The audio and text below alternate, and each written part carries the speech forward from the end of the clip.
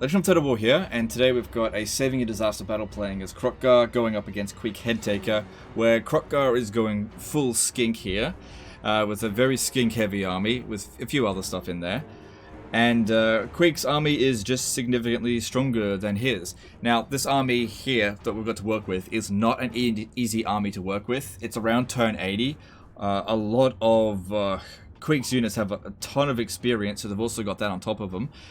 He was saying in the email that this is kind of an emergency build, even though it's his only army. I think a lot of his other units died off. He's still got the original Feral Stegodon from what he starts off with, but I think he's aiming to get a full Stegodon stack, and he's just trying to make do until then, which is fine, I understand that. Now, he did say that he didn't want so many Blessed Chameleon Skinks, and he wanted more Red-Crested Skinks, but I would have actually advised the other way around. Ditch the Red-Crested Skinks and get more Chameleon Skinks, and not necessarily Blessed ones, because you might have a limit to them, because at this point in the campaign, Red-Crested Skinks are completely outdated because they're melee infantry, and all melee infantry on very hard battle difficulty, which this is on, will always be fighting an uphill battle. There are some melee infantry, though, that are just so good that they can deal with it, but Lizardmen actually don't have any of those in their roster. And I'm looking at you too, Chameleon Stalker. They're okay, they're on the better side of things, but Red-Crested Skinks, they're only for the early game. The thing is, what makes Red-Crested Skinks so good in other factions is like Tehenoan boosting them, and other like skink-based factions that boost the skinks. But for a Saurus-based faction, it's not really of much use here. Now, at least the Blessed Chameleon Skinks, or the Chameleon Skinks in general, at least they've got a missile attack and they can fire while moving. They don't do a ton of damage, but they can do their value. So I reckon we're going to be leaning very heavily on the Chameleon Skinks and on the Pterodon Riders here. Anyway, let's jump into the battle here and see how we go. This is going to be a fucking mess, there's no doubt about it, because it's not an easy army to use. I took a look at this and I was like, oh no. Oh, I don't like to look at this, but whatever. The thing is, there are disasters where it's like an even match, where it's 20 versus 20, that are harder than battles where you have 4 armies coming up against you. And it's because people build their armies better, when you've got wizards in your army, high tier units, but then you've got no wizard, you've got your lord that's on foot, which, let's talk about Kroq-gar on foot at the moment, and his capabilities against Quick. In this particular scenario, Kroq-gar will lose to Quick, okay? So it may not look like it, and the game is very deceptive in how it actually showcases this, but Kroq-gar gets the absolute shit beat out of him on very hard battle difficulty by Quick, and I'll explain why. Kroq-gar on foot, like if you're on Grimlock, it's different, or even on a Cold one, or Horde one, it's different. But on foot, gets the absolute shit kicked out of him, because, alright, first thing, we have a look that he's got a bonus versus large. Now, Quick is a small entity, so that bonus versus large goes to waste. Now, Quick is a anti-infantry unit, right? And his bonus versus infantry is 45. Now, a lot of people think that bonus versus infantry is just weapon strength. And the game, this is what I was talking about with the game being deceptive with this. And I didn't know this for a long time. But it's weapon strength and melee attack in that situation. So his melee attack versus Kroq-gar, in fact, against most of the units in this army, is actually about 111. Now, that is before you add on the cheats. So when you add on 20% extra melee defense, 20% extra melee attack, 15% extra weapon strength, and 10 extra leadership, right? Quick's melee attack is something along the lines of 125 to 130, okay? And with Kroq-gar's melee defense being 44, Quick completely bypasses it, which means that he has the maximum chance to hit, which is 90%. Now, Kroq-gar has 79 melee defense, 79 melee attack, which is pretty good, right? But Quick's melee defense is 58 plus 20%, right? So it's quite close to Kroq-gar's melee attack, meaning that Kroq-gar is probably going to hit about 30 to 60% of the time. Now, the difference between 30 to 60% and 90% is basically Quick is going to hit Kroq-gar about 4 to 10 times, 4 to 8 times more often. So even though he's got more, he's got less weapon strength than Kroq-gar, he's just getting hit constantly. And it just wears him out that way. So Kroq-gar versus Quick in this scenario here, unacceptable. So what we want to do with Kroq-gar is actually keep him out of the fight. So I want to explain a little bit about the army losses and how it works, because I'm always talking about it, and I feel like a lot of people don't understand it. Just, you know, just basing on... I know some of you do. Because there's some massive misconceptions that I see. You know, oftentimes I leave units in reserve and people are saying, oh, he left this unit in reserve the entire time and he didn't use it. He should have used it. Okay, that is... No. Very, very bad. Okay, if you bring a unit to a fight that has no good matches, the only viable choice for you to do, you know, in terms of good decisions, is to actually do nothing with it. Because, just hear me out. The way to win battle is not a case of which army is stronger. You can win the battle when the enemy army is stronger than you, if they started out stronger than you. But it's very important that every single one of your units does their worth. This is why I say it a lot. Oh, that unit's done its worth, that unit's done its worth, right?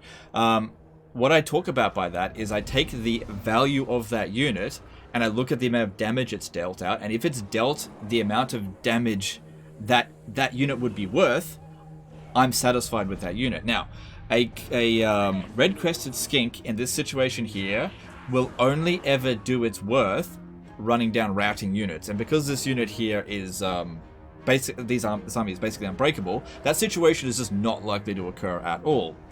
But a missile unit will be able to kill 100 to 200, you know, storm vermin without getting any damage done on it. It will be able to dish out 2 to 3 times its damage without even inflicting getting any damage inflicted on it. Now, the way to dish out the army losses is to inflict relative damage onto the AI than they've dealt out to you. So if you dish out, like if you just cast a spell and it wipes out 70% of their forces straight away, their army losses is gone. They're gone, right?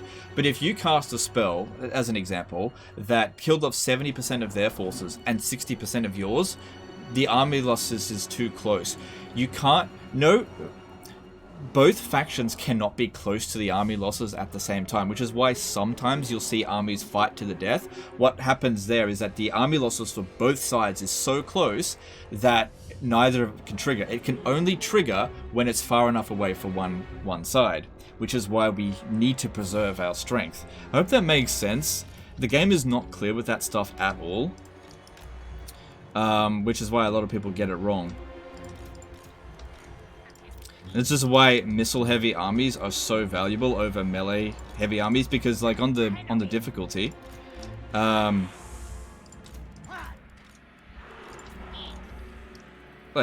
bang on about this, but the AI get, like, just ridiculous melee cheats, but they get no missile cheat. They get reload speed, right? But that doesn't really matter. That's not anything significant, because most units are limited to their reload speed based on their animation anyway.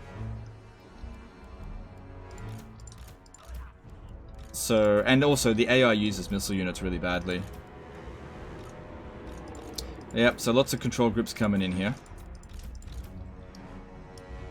Alright, so what we want to do here, I think, is hide all these units here to begin with, and focus on these ones here. This is our A team, and this here is our B team, and this here is our double D team. Double D, because they're shit. They're not gonna... Basically, we only use them when everybody else is completely exhausted. So it's a last resort.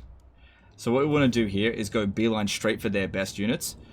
So yeah, you want to take out the enemy's best units and ignore the units that are weak, like low value, but are also difficult to kill, like storm vermin, even though they're not necessarily low value, but not easy to kill in this situation. Alright, so anyway, let's just get in here. I think I've banged on enough. Gonna be a difficult to win battle for sure. There's a lot of stuff here that can just shoot us out of the sky. First thing, you get in there, take out the warp lightning cannon. I know that there's a lot of anti-large in there that'll probably start attacking him, but really what we want to do is just pin that unit down and have the pterodons shoot it and bomb it. And if they clump up around him, we'll bomb them until we get rid of the warp lightning cannons. Then we'll try to get him out of there. Just leave these ones here in reserve for the time being. Okay, these guys here, just move them back a little bit. Okay. Okay, make sure that you shoot at the the warp lightning cannon. Looks like they're getting ready to... Okay, that's fine. It's also a good opportunity to use... Oh yeah, also menace blows. I'll explain about that as well. That's another reason why we want to keep them hidden, is because frickin' menace blows will slaughter them. Okay, not so much damage done to us so far, which is good. Keep dropping them bombs. Keep trying to destroy the warp lightning cannons. Really, really important there. Oh, watch out for that. Get back. Oh, those guys do so much fucking damage. One volley. One or two volleys there. Don't do that just yet. Okay, get that one out of that. Okay, that's really good. We did all of that without really taking any serious damage. Oh, hello. Hello, hello, hello. Get rid of that. Come on, get this one out of here. Get out of that. Come over here, and let's try to rout this guy here off the battlefield. You guys stop firing. Let's get friendly fire. Alright, we still got one more rock to drop. Yeah, so what I was saying before, there's loads of Menace Belows to deal with, and Menace Belows on this battle difficulty get all of the AI melee cheats, right? And so even if they only kill 10 red-crested skinks, which, let's be fair, they'll probably kill more than that, it's still, like, just free damage for them, and they get so many of them. Come on, hurry up, hurry up. Look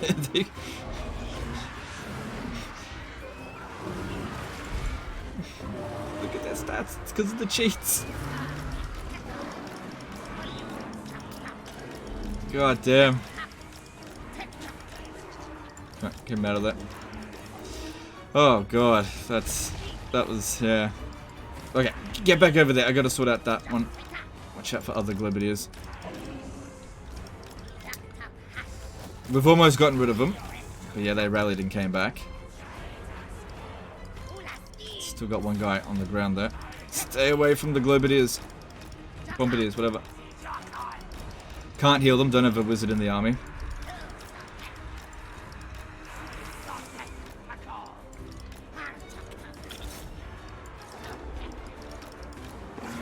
Okay, put them back on fire at will.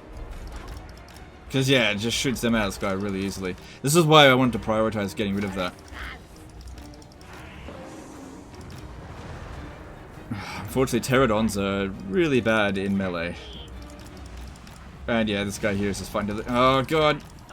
Get out of there! Get out, get out, get out, get out, get out. Come on, we've almost got it. Stay away from that one. Yeah, because in a skirmish situation, the Deathglow Bombardiers will easily beat multiple pterodons. Like, no contest for them. Luckily, a Blessed Carnosaur here is magic resistant, so it is 50% magic resistant, so it's not going to be that big of a deal for him. That's it. Shoot your own units. Rampage. I hate Rampage. There's nothing I can do about it. And we couldn't keep Kroq-gar close because he's too slow. He would have just gotten slaughtered. And, oh god, I hate Rampage so much. I just have to wait it out. There's nothing I can do about it. Which one still got the bombs? This one? Jeez, look how much damage was done to the Carnosaur. The first engagement went so well. And then this one here, as soon as he went Rampage...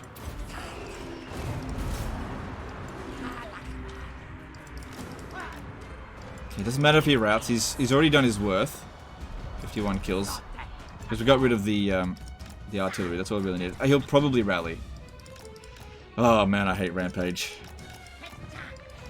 This is usually why I don't build Carnosaur armies. Unless it's like Saurus Scar veterans, because they don't have Rampage. Okay.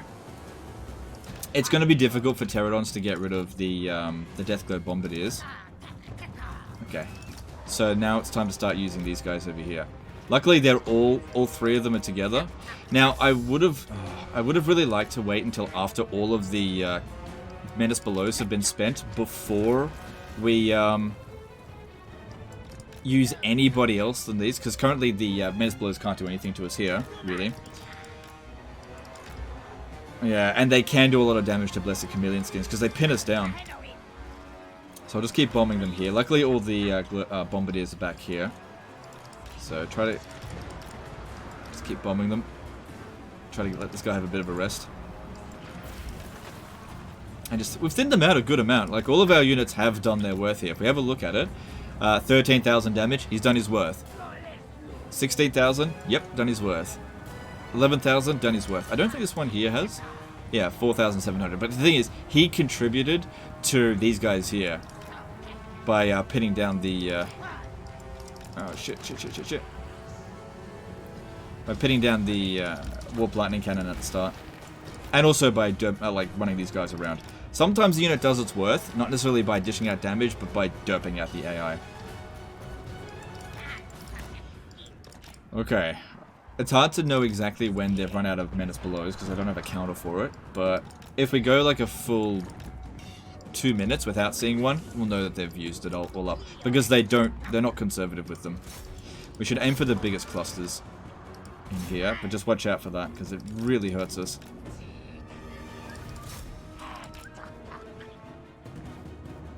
But I think the Fire Leech Bowlers were a good choice into this army here. We've only taken a few casualties as well. They've taken a lot of damage, but only a few casualties. I'm trying to get this guy here to recover some of his fatigue. Just keep them back there hidden. Because they won't go for him if they can't see them.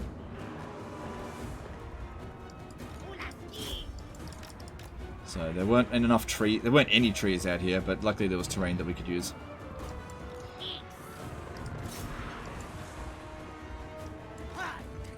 Alright, it does look like the Menace Belows are expired at this point. Let's bring these guys over here and really try to get rid of the Deathglow Bombardiers. Which, they're such a pain in the ass because you can't go into melee with them because it just pins you down and then the Storm Vermin get you. I can't shoot them because they've got missile superiority. And I can't dodge them because they're close range. Hard to dodge them in time. And if this guy here gets shot by a single one of them, he'll go rampaging again. So I really need to keep him out of it. But damage is going up. These guys are doing a good job. It would be better if they were pinned down, but we've just got to make do with what we've got at the moment. At least these guys running around, they'll kind of get tired eventually. But we've got to keep in mind as well, is that they have, when units have gold tier experience, the game doesn't tell you this, but they have fatigue resistance. This is why you see units that have been running around non-stop without resting, are full fatigue. They actually need to go into melee in order to get tired, which we don't want to do that right now.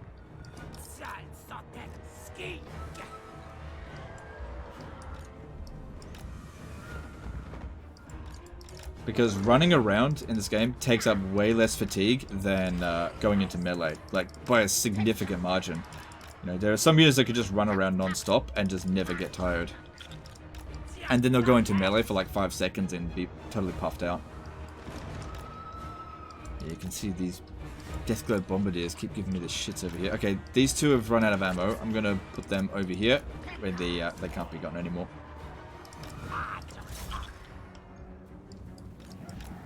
Alright, let's start luring them back around here. I don't want to be fighting up here because of the hill.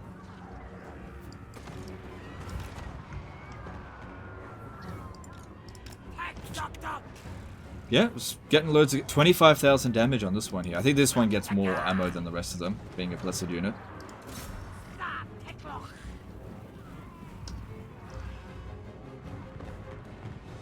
Sucks that they always shoot the units on the flank. They don't shoot the center of the unit, which would really have been the best place for them to do so. But, you know, that's just how they've been programmed, to shoot at literally the worst spots on a unit. There's always like some dreg hanging off the side there. Yeah, see, that's going to be good. Right in the center of them. Yeah, that did a lot of damage. Yeah, they're not going to go after that. Can't see it. Oh, they can see it, but they can't get at it. Actually, on second thought, it might be good to leave some guys back here. Maybe the Bombardiers will come up this way. And we can isolate them. Because we might still be able to beat them in melee with the Pterodons. Okay, we can shoot these guys a little bit. We should be faster than all of their units. So a bit of hit and run should be fine. There's no more clan rats, I think. No more summons, I mean. Menace Belows. So whenever you're ready, shoot. Okay, just don't get shot by the Deathglow Bombardiers. I think... we outranged them by a little bit, but only with the Blessed Carnosaur... Chameleons. Skinks. Only by a little bit. That's okay. Then don't go after the Deathglare Bombardiers, we'll just go after Clan Rats and Storm Vermin. And they're starting to get some good kills. Cool. So we've exited the Pterodon phase, and now we've entered the Chameleon Skink phase. Now, hopefully these guys here have enough ammunition to actually inflict the army losses, but I'd be skeptical of that. So, whatever the case is, we should be able to thin them out enough that these guys can then come in, and we charge in because they'll only be at like a quarter strength, and we just finish it off. See, melee infantry is totally viable when you have the advantage in the first place, but if you don't have the advantage, avoid melee engagements. Very bad. Yeah, most cases.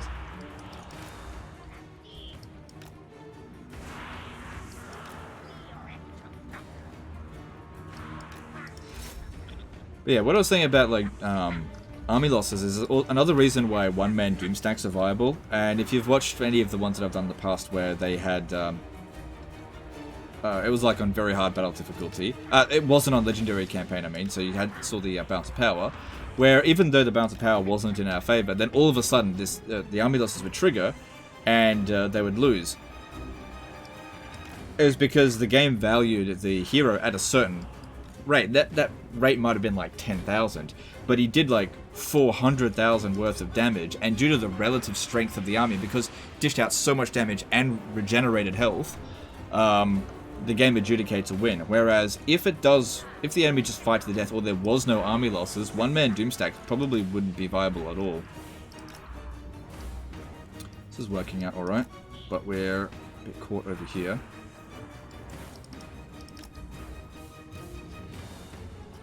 Okay, I'm going to bring the Stalkers out here, see if we can find just some dude on his own to go snipe, because these guys here are okay fighters. And they got some physical resistance. A little bit. If we're not careful, we're going to get caught over here.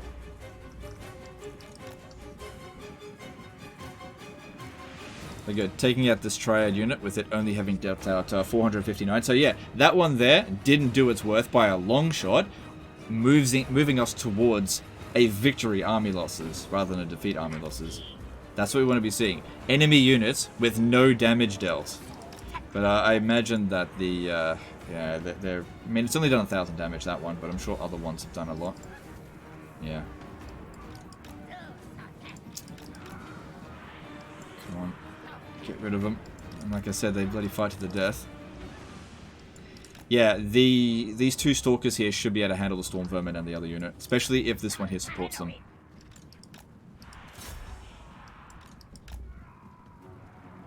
And because they're stalking, they don't know what's coming. Just have to hope these guys here don't get there in time. Alright, they're backing off, which isn't what I... Oh, hang on, no. They're still coming. Need to try to get around this way here. Yeah, it's shooting at bad targets there.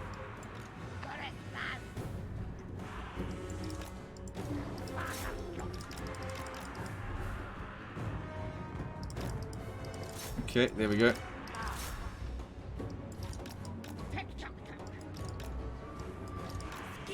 And let's see if that one can handle the Storm Vermin. They should be able to handle it. I don't want them going after the Deathglare Bombardier just because it's too close to here, and I might have to get away. If the Carnosaur's fighting it, and if it goes rampage, that's fine. Now would actually be a good time for it to rampage.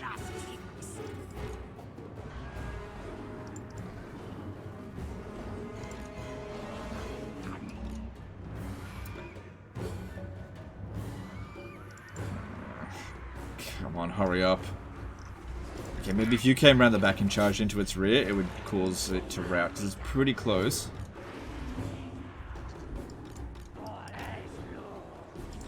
No, just charge into it. I just need to touch it in the rear, and it should rout. Doesn't matter if this is a missile unit. Okay, this one's out of ammo now. It's done a good job. That's taking damage even in melee against Deathglare Bombardiers. Good, like I said, just need to touch it in the back there. A bit of damage done to the Chameleon Stalkers, not too much. No, have its own control group actually. Okay, get them out of there. I don't have time to run them down. Get them back. Jeez.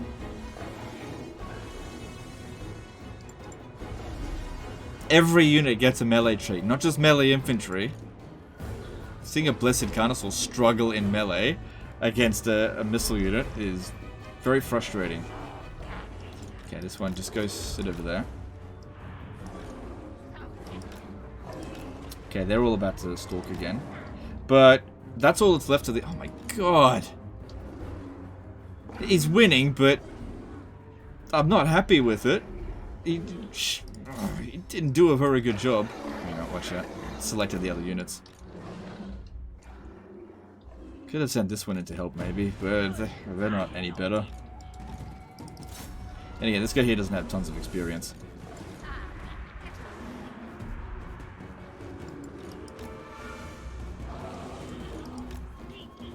It also doesn't help that he's fatigued and they're not. Alright, you're just going to have to back off from that. Now would be a bad time to have the rampage kick in.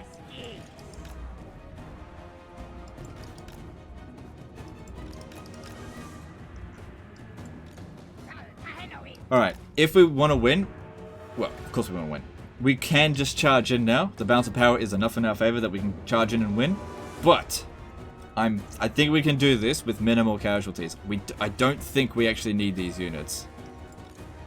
I'm going to go after this one here.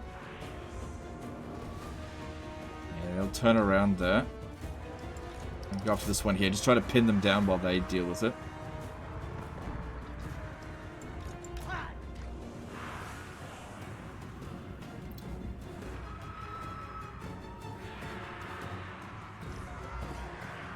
It's very frustrating watching these guys fight to the death. And yeah, for the most part, we just need to ignore Queek. Okay, quick run around over this way. Probably send in the monsters. Let's just wait a bit longer. Good, make sure that one shatters, or just get rid of it completely if we can. Oh, I've been kind of caught a little bit here, maybe. Let's see if I can get out of it. All they have to do is move up a little bit. But they seem to target this guy here. How are we going? Watch out, watch out, watch out, watch out, watch out, watch out. Watch out. Come on, I said watch out. Move it, move, move, move. Watch out for Queek, he'll do so much damage. You gotta get out of there. Come on, get out of there. Alright, I think we're really close to the army losses now. Oh, watch out, watch out.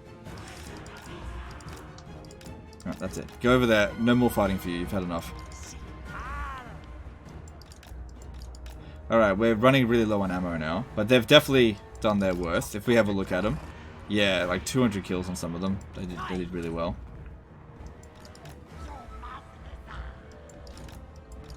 I'll bring our other forces out in just a moment. Because we can still do it. Oh, never mind. Army losses just kicked in. Didn't need them. Didn't need our worst units. And we walk out of this with about 20 casualties. And now you guys can come out and help. Now, these guys here, the Salamander hunting packs, we could have had them run around as well a little bit, but they're a little bit on the slow side. So I was going to do that after the Blessed Chameleon Skinks were done with their job, if things weren't going so well. It just would have added extra headaches to deal with. And there we go. Now we just run down as much of them as we can. Yeah. Blessed Carnosaur, come over here. But yeah. Sometimes battles are actually easier with half of your army than with the whole thing. It's very big misconception with people that like build an army of just anything of 20 stack is better than a half stack. It's so much better to build a good half stack than a shit full stack. So much better. The thing is, if we had withdrawn those units, it counts as them essentially being defeated. You only withdraw them as like a last resort sort of thing. Now, in cases where, if it's like one unit that can't hide, and it's not worth that much balance of power, then yeah, I'll probably just withdraw it. But in this case here, withdrawing half the army is not acceptable. We wouldn't have inflicted the army losses when we did if I had. That's why it was important to keep them hidden. But yeah, the Chameleon Skinks, they all did a great job. These guys here, they would have been lucky to get 40 kills against Storm Vermin. They would have been lucky to do it. You are so much better off with Chameleon Skinks than Red Crested Skinks at this point of the game. If you micro them well, you can get so much more value out of them. And the great thing is that they didn't take much damage either. The damage that they did take was because of the goddamn bombardiers, which would have totally wrecked them anyway. We didn't have anything that was good against them. Close? It took 31 casualties and dismantled them. Ah, whatever. It's a close victory. It's because I used up so much ammo.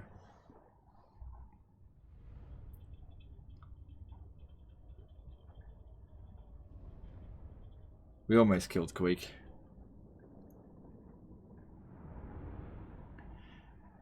But yeah, the Carnosaur did a good job. It was the main amount of damage that he took, though, was because of that one fucking Rampage. That's why I hate Rampage. But, you know, Carnosaurs are good despite Rampage.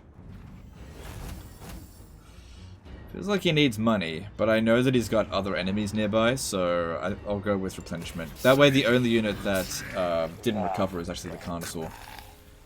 And now if you did go up against Queek, with that bonus versus infantry, you might actually stand a chance. Let's have a look at how you've been leveled up.